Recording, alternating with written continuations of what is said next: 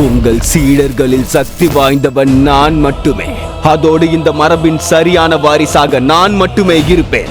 காளியா, நீ மாய சக்திகள் கொண்ட இருள் மற்றும் தீய பழக்க வழக்கங்களுக்கு அடிமையாகிவிட்டாய். உன்னை என் சீடன் என்று கூறுவதற்கே எனக்கு வெட்கமாக உள்ளது. உன்னை போன்ற பாவிகளையும் அரக்கர்களையும் அழிக்க ஜனனம் எடுத்துள்ளான் இந்த சிவம். இந்த பாலகன் என்னை அழிக்கப் போகிறானா? அவனால் மட்டுமல்ல, உங்களில் யாராலும் என் நிழலை கூட நெருங்க முடியாது.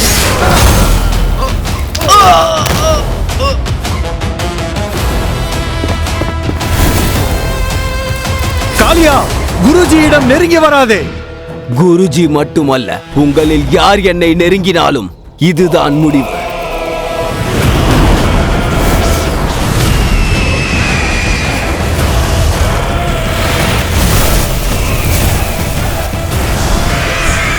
துர்கா, இங்கிருந்து சென்று விடு. சிவாவை பார்த்துக்கொள்.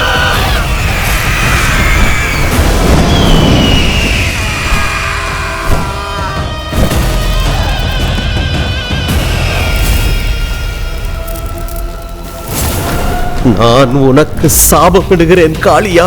மகா சிவராத்திரி அன்று உன் தலைக்கணத்தோடு உன்னையும் சேர்த்து அவன் வதம் செய்வான். இதுவே என் சாபம்.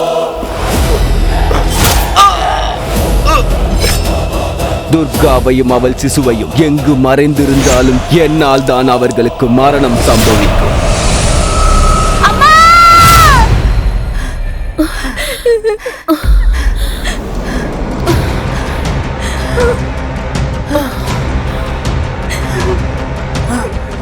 குருஜி சொல்லிய வாக்கை நான் நிச்சயம் பொய்யாக விட மாட்டேன்.